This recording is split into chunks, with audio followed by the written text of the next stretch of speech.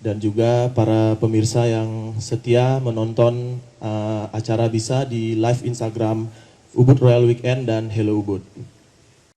Selama kurang lebih 2 jam ke depan, saya Co Adit akan menemani kalian semua pada bincang santai pada sore hari ini yang bertopik budaya sepak bola dan sepak bola yang berbudaya di masa era baru.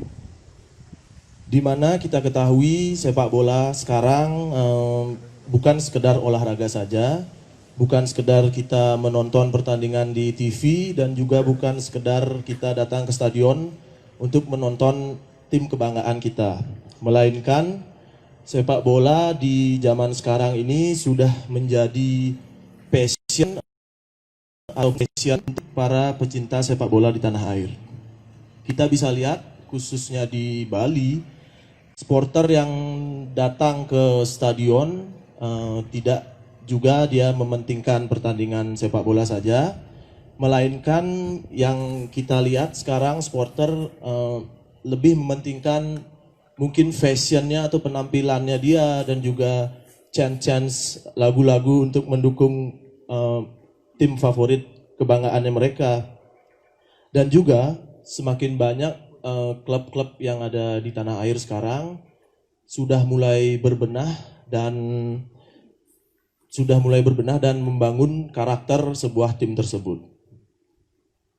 Kita kembali di topik di era baru ini, kita lihat pandemi COVID-19 mungkin menyisakan banyak cerita di sini. Yang kita tahu pertandingan sepak bola ataupun olahraga lainnya sama sekali jarang kita lihat di masyarakat pada era sekarang. Walaupun di luar negeri, liga-liga yang ada di sana sudah bulan-bulan sebelumnya sudah mulai bergulir, tetapi supporter tidak diizinkan untuk hadir ke stadion untuk menonton pertandingan.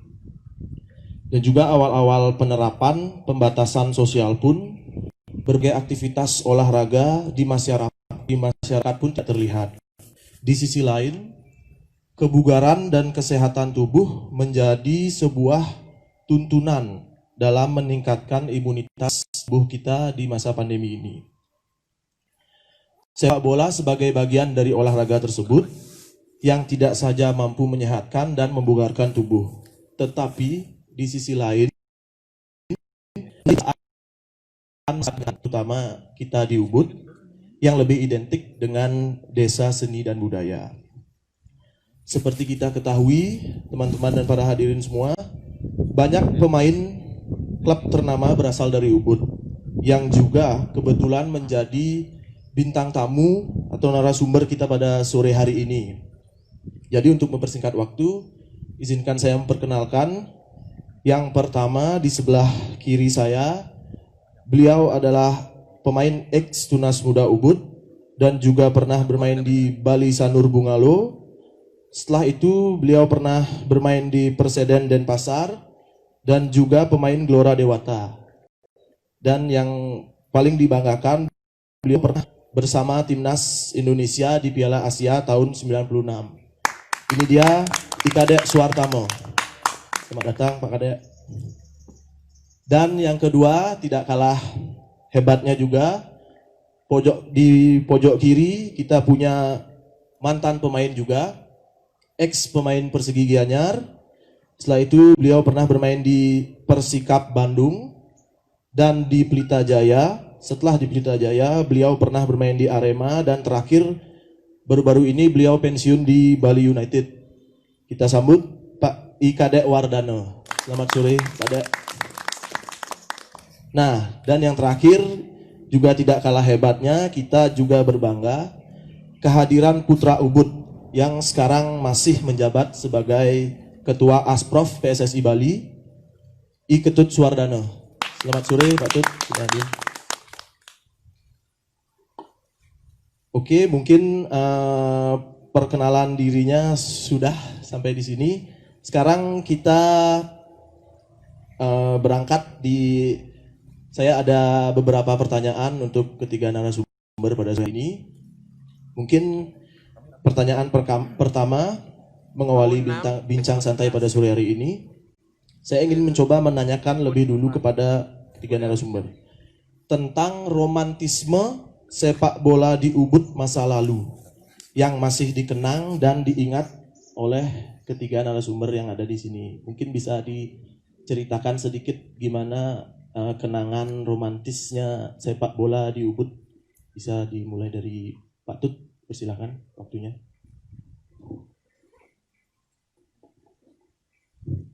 Om Swastiastu. Baik, saya akan mengawali perbincangan santai pada sore ini dalam menyambut The Royal Weekend, satu pergelaran yang sudah berlangsung 6 tahun. Kami ucapkan selamat pada panitia dan tentunya nantinya akan memberi satu kontribusi terhadap masyarakat Ubud dan juga Bali dan Indonesia pada umumnya. Ini sudah terbukti banyak pejabat atau pengusaha datang tahun lalu ke tempat ini dan saya juga hadir pada saat itu. Baik, bagaimana romantismenya sepak bola yang berkembang di Ubud sekitar dari tahun 1970-an. Dulu ada namanya Klub Arjuna, itu yang mungkin sekarang sudah di rong 3 rong 3 yang sebagian besar dari beliau-beliau itu. Dan 1970-an muncullah Tunas Muda dan sebagai home base-nya itu di lapangan Astina Ubud yang kalau tidak salah kalau misalnya musim hujan itu lapangannya kota Malaysia, Kuala Lumpur. Dan kalau musim kemarau ya lapangannya Spanyol, Bernabeu. Ya, tapi walaupun kita itu dalam keterbatasan fasilitas seperti lapangan misalnya, tapi tidak mengubah semangat dan spirit orang-orang muda Ubud untuk bermain sepak bola. Ya, buktinya tadi sudah dikatakan oleh moderator Kadek Suartamo, ya, salah satu jebolannya, dan juga Kadek Wardano yang pernah main di Tunas Muda dan meniti karirnya melalui Persegi dan selanjutnya sampai terakhir di Bali United. Itulah romantismenya sepak bola secara individu dan secara klub. Tahun 80-an Ubud dengan Tunas Mudanya itu pernah banyak mencari turnamen-turnamen seperti misalnya Gubernur Cup dan Golkar Cup dan macam-macam itu sudah menjadi bagian dari kejayaan Ubud di masa itu. Di masa tahun 80-an sebelum Gelora Dewata mengambil beberapa pemain Tunas Muda untuk dipakai memperkuat skuad Gelora Dewata pada saat itu di bawah asuhan Haji Nislan, dan beliau itu pernah hadir ke Ubud untuk meminang beberapa pemain seperti Kadek Suartamo, Agus Mayaso, dan juga Kano yang pada saat itu memperkuat Tunas Muda. Mungkin banyak lagi cerita-cerita yang saya lupakan karena ini sudah memori dan memang jarak yang jauh itu adalah memori, ya, katanya. Sehingga memori saya sudah mungkin yang teman-teman yang lain untuk Kadek Suartana yang bisa menjabarkan bagaimana romantisme sepak bola di Ubud sehingga bisa melahirkan pemain-pemain yang hebat. Dan kemungkinan harapan dari masyarakat kita masih sangat tinggi untuk memiliki beberapa pemain-pemain baru yang bisa hadir mewarnai persepak bolaan baik di daerah kita Bali ataupun nanti di nasional. Tapi karena pembinaannya belum bisa kita laksanakan dengan baik, ya mungkin kesuksesan itu belum kita capai atau masih tertunda gitulah. Ya, mungkin sebagai pembukaan itu dulu, nanti kita lanjutkan. Oke, suksema Pak Tut untuk cerita masa lalunya. Jadi mungkin harapan Pak Tut dan harapan kita semua juga biar pemain-pemain kita yang ada di Ubud bisa ikuti jejak dari Pak Kadek Suhartomo maupun Pak Kadek Wardana. Untuk Pak Kadek Suhartomo gimana? Apakah bisa diceritakan sedikit kenangan-kenangan masa lalunya sebelum bisa menjadi pemain profesional di timnas ataupun di klub? Silakan. Om Swastiastu. Suksema untuk waktunya dari moderator dan panitia juga sudah mempercaya dan memberikan kesempatan kepada saya sendiri untuk bisa ikut terlibat di acara Bincang Santai Ki. Yang jelas saya sangat merespon dan sangat mendukung, apalagi tema yang diperbincangkan pada sore hari ini tentang olahraga dan spesifikasinya adalah sepak bola. Sepak bola ini kita lihat merupakan satu olahraga masyarakat yang bisa menyerap pemain lebih banyak, kemudian melibatkan penonton lebih banyak juga. Kita tahu kalau bicara sepak bola itu tidak akan ada habisnya kalau memang kita ketemu dengan satu rival yang memang bisa menyambung daripada apa yang kita bincangkan dengan sepak bola, itu tidak akan ada habis dan ada ekornya, karena sangat asik, sangat hidup kalau kita bicara sepak bola. Kalau kita lihat sepak bola di daerah sendiri seperti sekarang di Ubud, seperti beliau bilang, Pak Ketut merupakan salah satu tokoh yang mempunyai andil besar terhadap perkembangan dan kemajuan sepak bola di Ubud, karena beliau di samping mendukung secara material, ya beliau juga ikut terlibat langsung di dalam penanganan untuk sepak bola, klub sepak bola Tunas Muda yang di Ubud ini. Kita tahu Ubud tidak pernah kekurangan satu apapun, merupakan satu kunci daripada keberadaan tokoh-tokoh yang ada di Bali, bukan aja di pendidikan, budaya, bahkan olahraga juga. Kita tahu dan saya sendiri bangga menjadi orang Ubud bisa memberikan satu kontribusi yang terbaik terhadap nama Ubud. Nah, seperti kita tahu saya sendiri mengalami tidak gampang meraih suatu hal yang memang kita lihat sebagai satu ikon, bahkan dinilai oleh masyarakat bahwa saya sendiri memang bergelut di sepak bola. Perjalanan seperti kita lihat di Ubud, modal daripada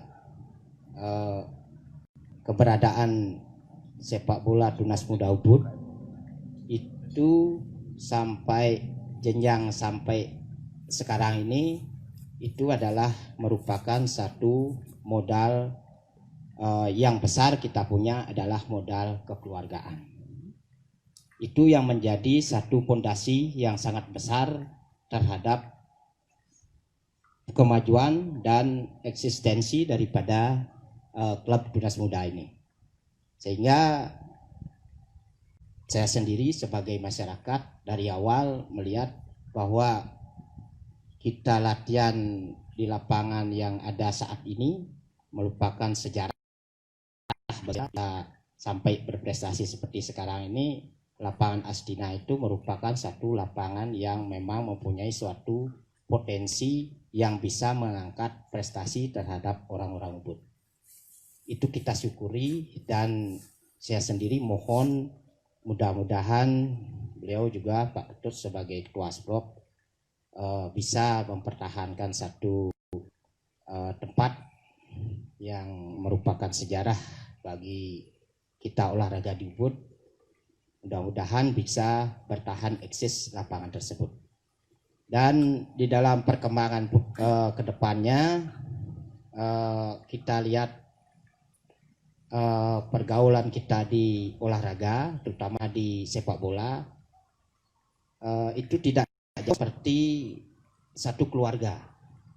Kita lihat di Tunas Muda dulu kemana kita bersama, bukan hanya di lapangan aja, di luar lapangan pun kita merupakan satu pergaulan yang tidak pernah terpisahkan, sehingga membuat satu tim karena memerlukan suatu pengertian di dalam kerjasama ini tidak susah melakukan di dalam penampilan di dalam suatu permainan.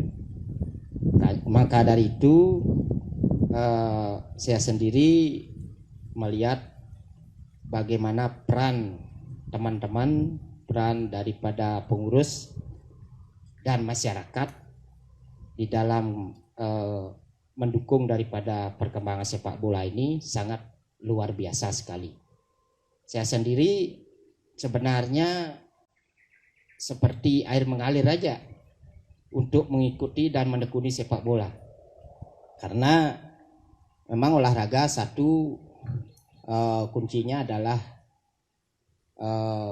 niat pertama, kemudian situasinya, ya, situasi termasuk pergaulan juga. Kita kebetulan saya sendiri bergaul di Ubud, sering di lapangan. Kita tahu bahwa kalau di lapangan sudah identik dengan olahraga sepak bola seperti air mengalir, padahal kita tahu di Ubud itu potensi orang yang punya teknik dan kemampuan sepak bola itu sangat banyak. Dari generasi-generasi selalu memunculkan satu pemain yang menjadi karisma di dalam penampilan tersebut, sehingga ada beberapa pemain yang memang ingin menekuni ke jenjang berikutnya, ada yang juga ingin tahu aja di dalam perkembangan sepak bola ini. Dan yang jelas seperti Tunas Muda sudah klub tidak asing lagi di Bali, karena sudah menjalani dan menekuni olahraga sepak bola ini di kancah PSSI Bali itu dari tahun 70 itu sudah terlibat, bahkan itu sudah dikenal. Dan memang kita di Tunas Muda Ubud mempunyai satu karisma, suatu ciri khas bahwa tim kita adalah tim yang menampilkan performanya yang terbaik. Itu sangat indah, dan kalau dibilang bahwa kalau penonton bisa melihat dari dulu itu memang kita menampilkan permainan cantik, tetapi tidak mengurangi daripada kualitas prestasi.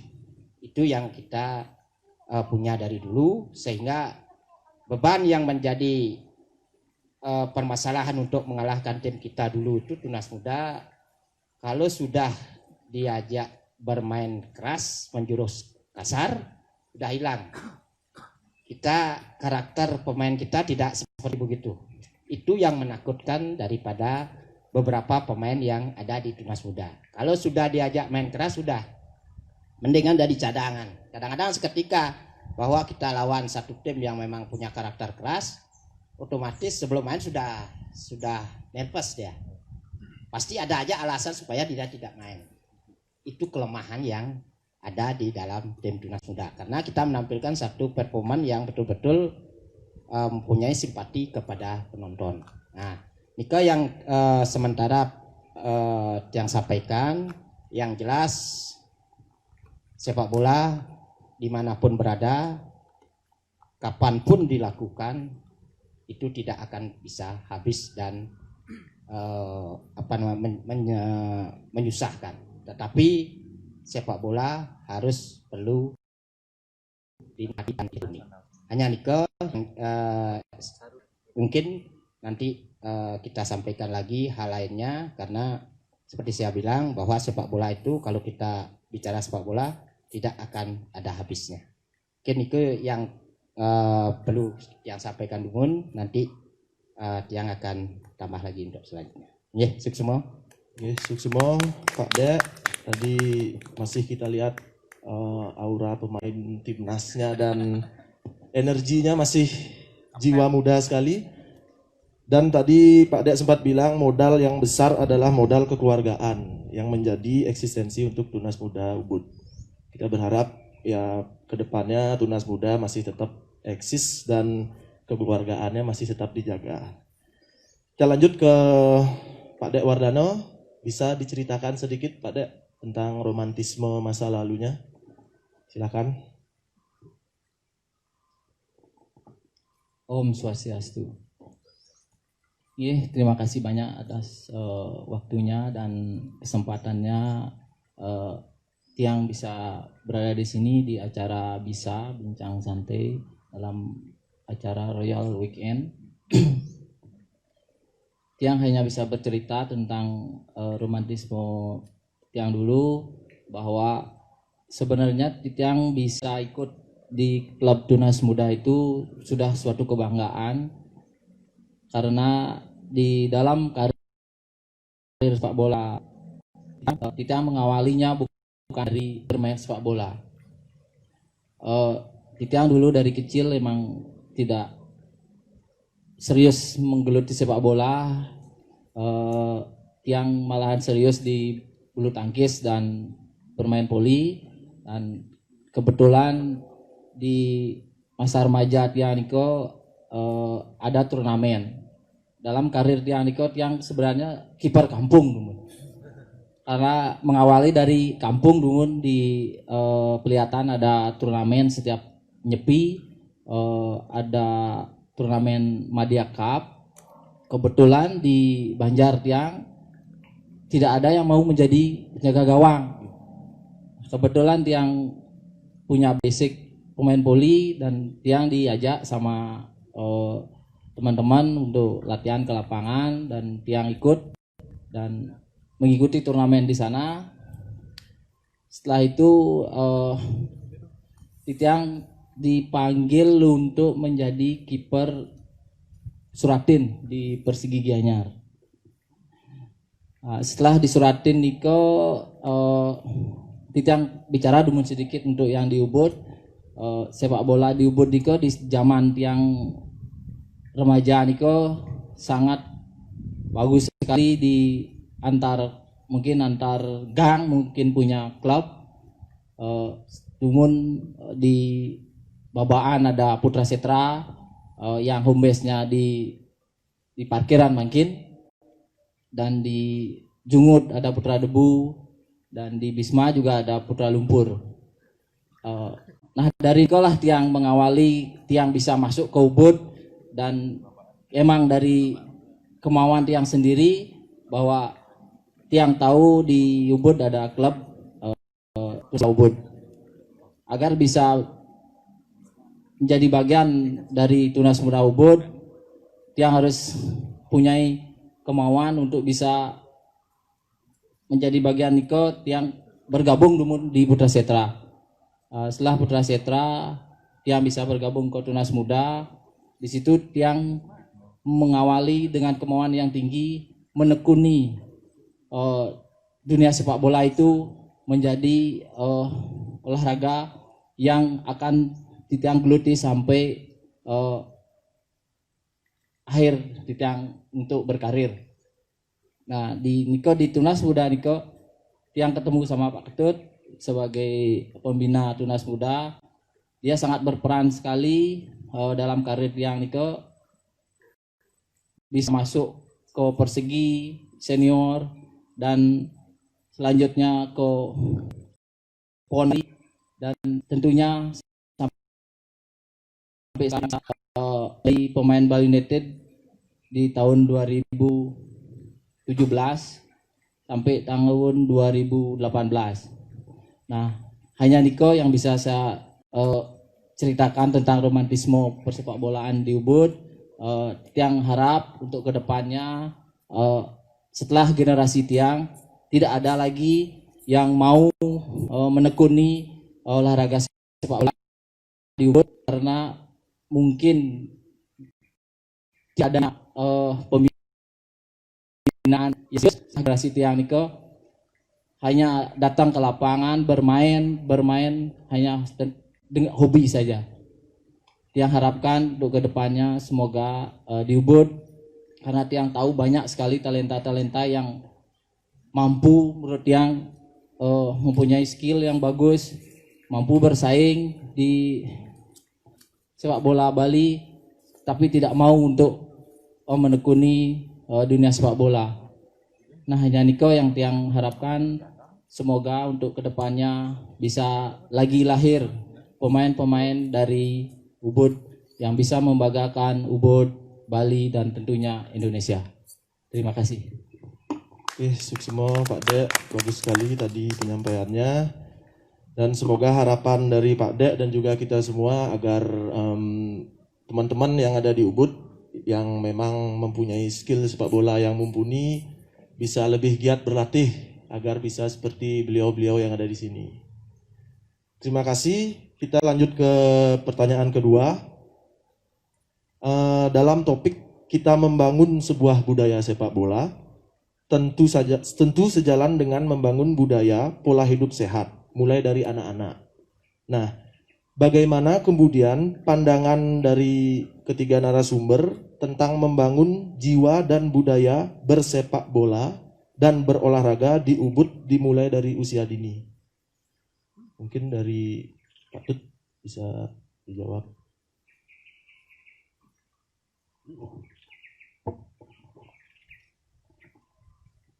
Pertanyaan yang sangat bagus sekali. Apakah saya juga yang bertanya balik ini? Apakah sepak bola itu merupakan sebuah budaya? Itu sudah pasti ya. Karena secara kalau kita lihat secara sosiologi, ada penulis namanya Clark yang menjabarkan tentang bagaimana sistem dalam kebudayaan itu yang sangat kompleks, adalah sebuah sistem yang dianut di dalam masyarakat dan memiliki unsur-unsur yang bisa mempengaruhi suatu terbentuknya sebuah budaya. Salah satunya yang dikatakan oleh Kun Chaningrat, ada 7 unsur kebudayaan yang bisa diaplikasi oleh suatu aktivitas kehidupan, misalnya sepak bola itu sendiri. Adanya sistem bahasa, sistem pengetahuan, sistem perabotan, ada juga sistem religi, kesenian, dan juga ekonomi. Nah, di sini sepak bola itu sudah bisa memenuhi 7 unsur yang universal ini, sehingga secara otomatis sepak bola itu adalah sebuah budaya. Nah, sekarang bagaimana kita bisa membangun sepak bola yang tangguh dengan budaya yang kuat, seperti misalnya negara Brasil. Mereka itu memiliki suatu pandangan yang sangat jauh ke depan. Bagaimana mereka itu mengorbankan kepentingan lain demi sepak bola. habitus Brasil. Bagaimana masyarakat di sana itu sepak bola adalah suatu kegiatan yang utama. Sehingga kegiatan di Brasil itu bisa menelurkan pemain-pemain hebat seperti kalau kita boleh bilang nantinya itu seorang maestro bola, Pele misalnya, dan banyak lagi yang lain-lain yang di bawah Pele itu. Sehingga inilah mungkin budaya sepak bola yang lahir di Amerika Latin itu. Nah, bagaimana di Indonesia? Indonesia kira-kira dari tahun 2016 sampai 2020 di bawah Danur Windo menciptakan sebuah filosofi sepak bola Indonesia. Pelenesia itu yang sudah dibangun sedemikian rupa, dihistorisasi sedemikian rupa, bagaimana pembinaan-pembinaan yang berjenjang, yang linear dari usia dini sampai ke senior, sebuah pembangunan sepak bola yang bermartabat dan profesional. Nah, inilah menjadi acuan yang akan diterapkan di Indonesia dan tentunya akan bermuara ke daerah-daerah sampai ke kecamatan, sampai ke desa. Bagaimana filsafat sepak bola itu memberi suatu kontribusi dan tentunya melalui pelatihan-pelatihan yang PSSI sudah memberikan suatu kursus-kursus pelatih yang bernuansa Indonesia itu untuk kita jabarkan dalam masyarakat sepak bola itu sendiri. Sehingga kalau kita misalnya mengatakan bagaimana Ubud, sepak bola itu tidak mengenal batas wilayah, daerah. Sepak bola itu adalah sebuah ideologi yang memiliki spirit yang universal. Karena kalau kita lihat misalnya bagaimana orang itu bermain di negara ini akan pasti sama dengan negara yang lain karena itu sudah diatur oleh penguasa sepak bola dunia FIFA. Sehingga kita misalnya bagaimana membina pembinaan misalnya di daerah kita di Ubud itu tentunya melalui satu proses yang berjenjang dari usia dini, misalnya dengan kita mendirikan SSB atau akademi yang mungkin bisa berafiliasi dengan PSSI pusat atau badan-badan lainnya yang ada di dunia yang memiliki akademi yang hebat seperti misalnya Real Madrid, Barcelona atau Arsenal yang lain-lain itu. Ya itulah karena saya bilang tadi bahwa sepak bola itu tidak mengenal batas karena sifatnya universal. Sehingga tentunya kita itu harus memiliki bagaimana kita bisa membangun sepak bola yang kuat ya tentunya sekarang itu kalau kita tidak berbicara tentang uang itu mustahil gitu. Karena uanglah yang menjadi peran utama dan tentunya juga punya SDM, Intek ya, ilmu pengetahuan dan teknologi dan juga ideologi masyarakat itu yang kuat. Bagaimana kita bisa membangun sepak bola yang baik. Misalnya kalau kita punya uang kita bisa membangun sarana prasarana lapangan dan juga kita bisa membangun supra infrastruktur. Dengan kekuatan itu kita akan bisa merekayasa atau mendesain bahwa persepak-bolaan kita itu sudah memiliki suatu dimensi dengan prospek-prospek yang kita bisa ramal bagaimana nanti kemampuan kita di dunia sepak bola dalam level-level tertentu.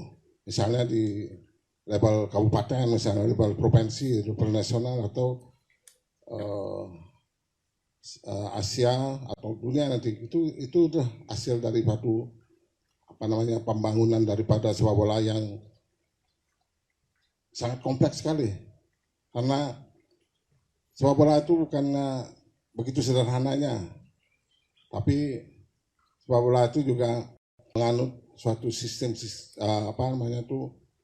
sistem yang sangat ketat atau peraturan yang sangat ketat, seperti yang saya bilang bahwa segala aturan yang diterapkan oleh FIFA itu akan berlaku secara serentak di seluruh dunia.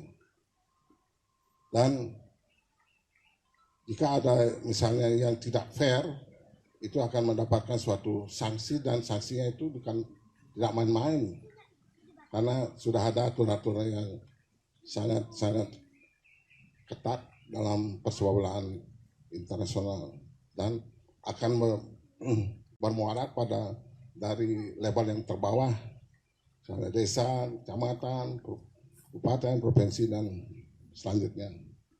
Nah, dalam pembangunan sepak bola itu bukan kita itu membangun secara fisik saja, tapi secara spirit juga. Dengan adanya fair play adalah spirit daripada sepak bola itu sendiri, yang mengatur bukan permainan dalam lapangan saja, tapi bagaimana kita tuh membangun suatu kebersamaan. Ya, tadi itu bilang ada suatu ambilan kebersamaan atau kekeluargaan, itu bagian dari suatu budaya itu. Dan bagaimana kita tuh dengan adanya fair play itu, kita itu bisa respect atau membangun suatu kesetaraan, ya, itu ada dalam spirit dari fair play itu sendiri. Dan juga bukan dalam keuangan klub juga, misalnya itu harus jelas. Misalnya Platini bilang 2011 itu bahwa bagaimana kita itu mengantisipasi utang-utang yang kemungkinan akan diwaris oleh sebuah klub yang akan mengganggu keseimbangan dari klub itu sendiri. Dan itu sudah diatur dalam fair play, financial fair play itu, dan itu sudah ada yang memakan korban, misalnya yang klub Inggris itu Manchester City, misalnya mereka itu tidak bisa membeli pemain atau membatasi jumlah pemainnya. Itulah bagian daripada aturan-aturan yang ketat yang diterapkan oleh FIFA untuk membangun sepak bola yang profesional. Dan tentunya di Ubud, misalnya kalau kita itu memiliki sebuah klub, kita tidak cuma iseng-iseng gitu aja membangun klub, tapi dengan tidak memiliki suatu visi yang jauh ke depan, misalnya berdasarkan suatu profesionalisme itu, ya tentunya kita itu tidak akan menjadi pemain yang profesional. Nah, daripada itu mungkin ya kebetulan yang sendiri yang dulu sudah pernah ngambul, tidak mau ngurusin, tapi sepertinya ngambul soal ASIUE. Dan setelah beberapa tahun yang tinggalkan tidak ada yang ngurus, dan kembali yang ngurus, dan pada saat itu kita kena sanksi. Dulunya Tunas Muda sebagai raja sepak bolanya Bali di kompetisi lokal Gianyar Persegi, kita ada di divisi 2, turun drastis. Tapi kita punya tim, klub kita punya tim Tunas Muda itu sendiri, walaupun kita berada di level bawah di divisi 2, tapi divisi utama tidak bisa mengalahkan kita dulu. Nah, itulah suatu tradisi atau budaya-budaya yang memang sudah diwarisi di Ubud, itu harus dilanjutkan, ya, dilanjutkan sehingga akan bisa memberikan suatu warisan kepada masyarakat atau generasi yang mendatang untuk mengharumkan daerah Ubud itu sendiri atau desa kita sendiri, karena sepak bola itu adalah alat perjuangan, bukan daerah saja, tapi negara pun memakai sepak bola itu sebagai alat untuk bagaimana mereka itu bisa mendapat respect yang dari negara-negara lain untuk mencapai suatu prestasi yang diharapkan itu. Mungkin itu yang saya dapatkan sampaikan sementara. Waktu saya serahkan. Terima kasih. Suksimo Pak Tut, tadi pemaparannya sangat bagus dan kita juga bisa tahu info-info langsung dari Ketua Asprof PSSI Bali. Tadi beliau sempat bilang kalau di Brasil mempunyai budaya sepak bola yang harus kita tiru ya Pak Tut ya, tadi Pak Tut bilang ya. Karena kita tahu pemain-pemain Brasil juga sebelum dia terkenal sampai sekarang juga dulu mungkin dia tinggalnya di kampung-kampung gitu Pak Tut ya. Kebanyakan gitu Pak Tut ya, seperti yang kita tahu juga. Dan juga kita selain kita sebagai desa seni dan budaya, kita juga berbangga ternyata di Ubud mempunyai klub yang mempunyai legalitas di PSSI seperti Tunas Muda Ubud. Terima kasih Pak Tut. Mungkin dari Pak Dek mungkin saya pengen nanya sama pertanyaannya, tapi dari segi mantan pemain gimana sih biar bisa jadi pemain timnas, biar anak-anak muda kita mungkin ada latihan harus berapa kali seminggu atau gimana, mungkin silakan Pak Dek waktunya. Semua untuk galahnya. Di dalam menekuni satu profesi memang itu tidak lepas daripada karakter seorang. Kita tidak bisa memaksa, kita tidak bisa mengharuskan, tetapi sebenarnya harus bisa kita membuat. Kalau dulu sepak bola identik dengan bakat alam, siapa yang mempunyai satu genetik umpamanya seperti kemauannya mau main bola, dia akan menekuni dengan proses alami. Tetapi dengan situasi sekarang ini, proses yang alami tanpa didukung satu proses pembinaan yang benar, sulit juga untuk meraih prestasi. Tetapi yang tidak alami bisa juga dibikin lewat suatu proses pembinaan untuk mempunyai suatu prestasi yang paling bagus.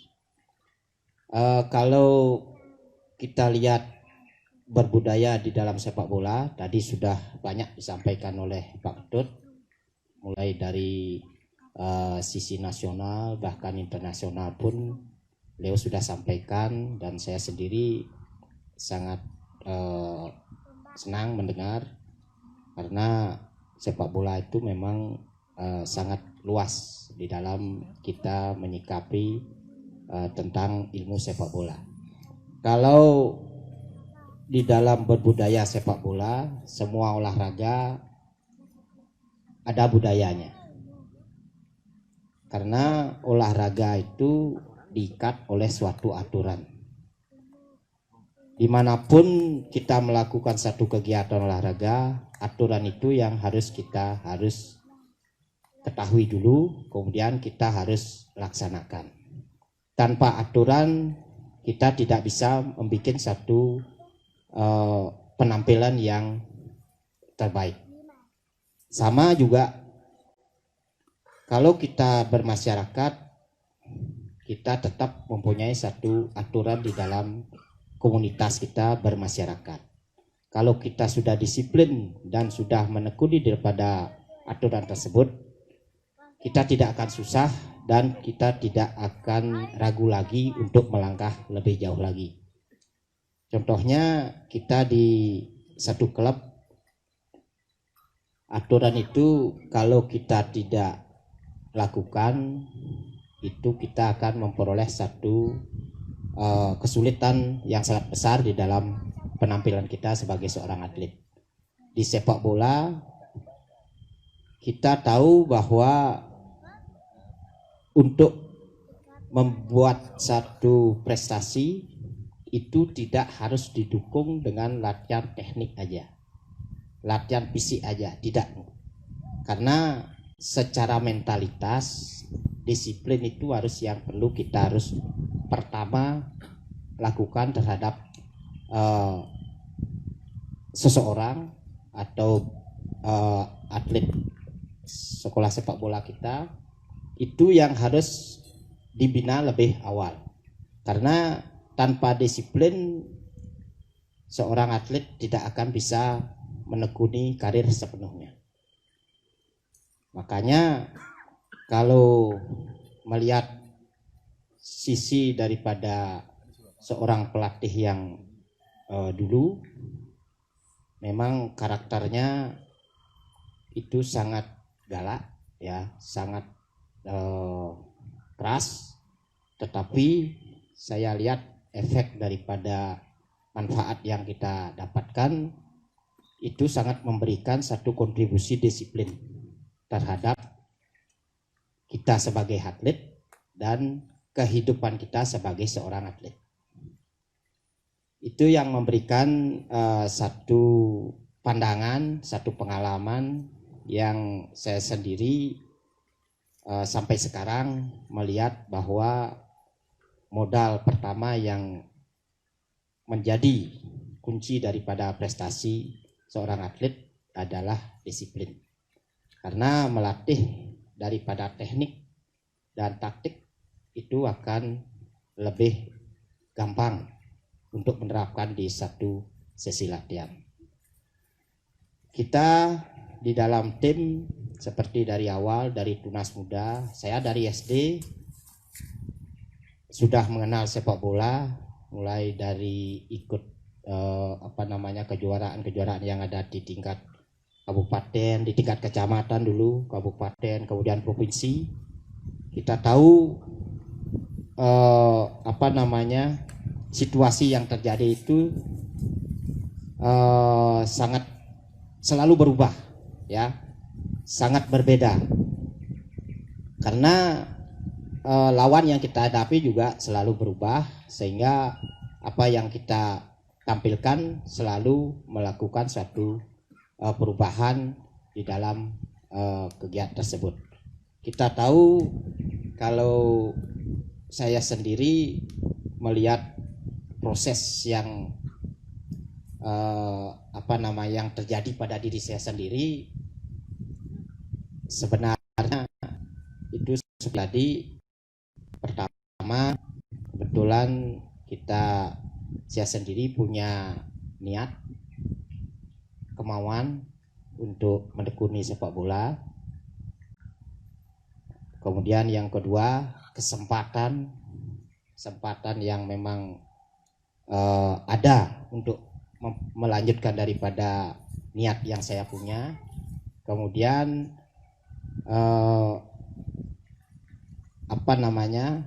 organisasi atau daripada untuk menampilkan prestasi itu yang menjadi satu modal yang bagaimana saya sendiri eksis, bahkan lama berkecimpung di sepak bola. Di sepak bola memang kita tahu tidak tidak bisa memberikan satu kontribusi secara individual, karena ini permainan tim. Kita tetap mempersiapkan diri untuk keperluan tim, kebutuhan tim. Kalau tidak secara individual kita mempersiapkan diri, nanti secara organisasi itu akan berpengaruh di dalam penampilan. Nah, dari apa yang kita dapat dan apa yang saya lakukan sampai sekarang, saya juga merasa masih berhutang dan merasa belum puas, karena saya punya satu generasi yang bisa betul-betul memberikan kontribusi dan nama baik, prestasi dari atlet sepak bola yang ada di Ubud. kita berharap ya ada muncul satu generasi yang memang bisa berbicara di dalam satu olahraga cabang sepak bola ini. Karena seperti kita ini buat apa? Saya prestasi saya sekarang kalau tidak ada generasinya, kita juga merasa bersalah juga gitu loh. Seperti Pak Ketut, presidennya Bali sepak bola di Bali, beliau juga mempunyai beban juga. Saya juga di Ubud sebagai orang nomor 1 di PSSI Bali, tapi kita belum mampu membuat atau menampilkan satu generasi memang betul-betul yang memang bisa berkecimpung di kancah nasional. Itu juga menjadi satu tanggung jawab ya.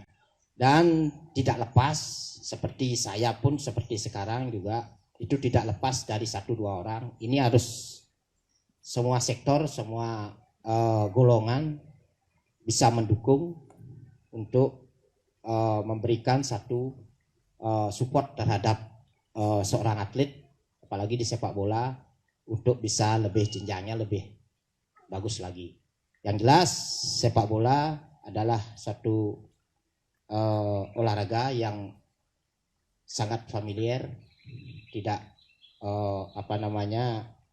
mementingkan suku, tidak mementingkan derajat, tidak mementingkan golongan. Kita adalah satu. Itulah sepak bola yang memang unik. Sampai sekarang sepak bola dimanapun orang sepak bola bergaul, dimanapun bisa mereka. Karena sifatnya fleksibel dan memang budayanya ada dengan satu aturan yang terjadi di dalam permainan tersebut. Mungkin Nika yang bisa saya sampaikan untuk waktunya. Terima kasih. Oke, sip semua Pak Dek. Jadi prestasi tidak hanya fisik dan teknik, tetapi mentalitas dan disiplin. Jadi untuk generasi muda yang ada di Ubud, mungkin bisa dikurangin main gadgetnya. Ayo kita ke lapangan bola dan latihan lebih banyak lagi supaya bisa seperti Pak Dek Suwartamo. Saya mau nanya dikit nih Pak Dek, bisa kan diceritain gimana dulu prosesnya bisa dipilih menjadi pemain timnas di tahun 96 nih, bisa diceritain dikit biar teman-teman tahu juga. Perjalanan saya sendiri pertama untuk menekuni satu prestasi sepak bola itu kita harus bisa melakukan yang lebih luas lagi. Kalau zaman dulu perserikatan masih ada, kebetulan saya ikut di perserikatan. Sistem perekrutannya dulu memang pemain-pemain yang terbaik lewat pantuan daripada pelatih-pelatih ada saat itu. Dari pantuan itu kebetulan saya terpilih mewakili daripada Perseden saat itu untuk bisa mengikuti pergelaran pertandingan ke tingkat nasional. Kemudian setelah di nasional kita juga sempat bermain dan kebetulan saat ada perserikatan dan Galatama itu di Bali muncul didirikan satu klub. Saat itu memang semi profesional. Kita lihat dari almarhum Pak Haji Mislan dari Surabaya mendirikan klub Gelora Dewata yang berhome base di Bali. Dari berdirinya Gelora Dewata itu mempunyai misi adalah untuk memberikan kesempatan kepada pemain-pemain asli daerah Bali untuk bisa menunjukkan suatu prestasi atau jenjang yang lebih tinggi lagi. Dari perekrutan Gelora pun itu lewat seleksi juga, tidak gampang juga ya, karena seleksi yang diadakan itu memang dari awal kita dipantau, setiap pertandingan kita dilihat bahwa mampu enggak orang ini untuk ikut di dalam kegiatan sepak bola yang lebih terencana lagi. Sehingga saya sendiri direkrut untuk memperkuat Gelora Dewata. Waktu itu kita masih seleksi, kalau tidak salah ada 11 pemain ya asli Bali yang direkrut dari Gelora Dewata. Yang lainnya ada dari luar Bali, juga kita berkompetisi. Di sana kita baru tahu setelah dapat penanganan daripada sistem atau program yang betul-betul memang terencana, sehingga saya rasa kita itu melihat bahwa hidup kita hanya di bola aja. Pagi bangun sudah latihan, istirahat siangnya kadang-kadang kita latihan 3 kali. Pertama pagi kita latihan jam 6 sampai jam 8, istirahat jam setengah 12 kita latihan lagi sampai jam 1, kemudian jam 4 kita latihan lagi. Sehingga memang ada masa yang kita korbankan. Memang masa muda saya kebanyakan orientasinya di lapangan. Nah, sehingga dengan perjalanan itu, dengan satu proses yang harus didesak, harus ikut di dalam situasi tersebut, akhirnya itu menjadi satu kebiasaan. Itu yang memberikan peluang dan kesempatan saya sendiri untuk menekuni lebih jauh lagi. Kemudian di tingkat nasional juga, karena kita bermain di dalam satu klub semi profesional seperti Gelora Dewata, dari sanalah dipantau oleh pelatih-pelatih yang dipercaya oleh tim nasional. Kebetulan waktu itu ada Pulusin dan almarhum Pak Andi Teguh yang sempat melihat daripada penampilan. Dari sanalah beliau memanggil saya untuk ikut di timnas. Dan di timnas pun persaingannya sangat lumayan berat, karena kita terus terang, saya sendiri merasakan kalau kita dari Bali masuk keluar Bali itu merasa kita itu udah kalah duluan, secara mental sudah kalah duluan. Karena apa? Karena persaingan kompetisi kita di Bali itu tidak sepadat di luar Bali, apalagi di daerah Jawa. Berkompetisinya luar biasa di sana, sangat ketat sekali. Makanya kita masuk ke situasi itu, kita beradaptasinya agak lumayan juga untuk menyesuaikan supaya kita bisa menikmati daripada proses latihan tersebut. Apalagi timnas itu dibiayai oleh uang negara, itu sangat berat juga kalau kita tidak menunjukkan suatu hasil prestasi. Syukur saya juga diberi kesempatan untuk memperkuat timnas waktu itu dari Piala Asia. Kemudian kita juga sempat kompetisi yang ada di Indonesia juga, antara Bintang Timur dan Bintang Barat juga, itu merupakan satu pengalaman yang luar biasa yang kita dapatkan. Dan itulah saya berharap manfaatkan kesempatan saat kita punya peluang. Saat nikah betul-betul kita manfaatkan secara maksimal.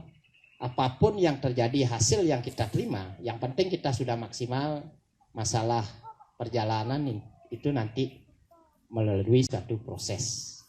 Syukur saya sangat puas dan sangat bangga dengan satu perjalanan yang saya lakukan, karena itu betul-betul saya lakukan sepenuhnya tanpa ada satu indikasi untuk melihat bahwa kesempatan itu adalah hanya sekedar aja. Itu yang kita manfaatkan, dan mudah-mudahan apa yang saya lakukan ini merupakan satu sharing, suatu pengalaman, karena pengalaman kita yakin dengan pengalaman yang lainnya mudah-mudahan ada menjadi satu perbandingan, satu dasar bahwa berkompetisi itu sangat penting. Kalau kita sudah siap secara keseluruhannya, kita tidak akan terlambat menjalani. Hanya Nika, terima kasih. Oke, sukses Pak Dek memanfaatkan kesempatan bola. Karena punya lebih besar daripada zaman dulu Pak Deng. Sekarang kita lihat klub-klub di Indonesia juga sudah mulai bagus, sudah mulai berbenah. Di Bali juga kita ada Bali United yang kita tahu juga semua mereka sudah serius dalam membangun sebuah klub itu. Saya lempar ke Pak Dek untuk pertanyaan yang sama. Gimana sih menggiatkan jiwa-jiwa muda sekarang yang kesempatan itu lebih besar daripada dulu dan juga bisa mencari nafkah di dunia sepak bola. Itu ada opsi baru mungkin di Bali. Bagaimana tanggapan pada Suksimo? Oke, terima kasih. Mungkin untuk menggiatkan biar bisa menjadi mata pencaharian, minimal generasi muda harus yakin bahwa dunia sepak bola bisa menjadi pekerjaan atau bisa menjadi mata pencaharian di kemudian hari dan bisa menjadi jaminan hidup di setelah pensiun jadi pemain sepak bola. Nah, untuk itu kita harus mempunyai disiplin yang tinggi, sama seperti Pak Kadek Suartomo sampaikan tadi, menjadi seorang atlet pemain mempunyai disiplin yang tinggi, baik itu di lapangan maupun di luar lapangan. Seperti yang di lapangan mungkin harus semangat dalam latihan, tepat waktu. Yang paling penting respect sama pelatih, apa yang diinstruksikan dan tentunya harus kita ikuti dan terapkan di dalam. Mungkin di luar lapangan kita harap generasi muda yang ingin sukses di dunia persepak bolaan harus mempunyai disiplin, tidak mengikuti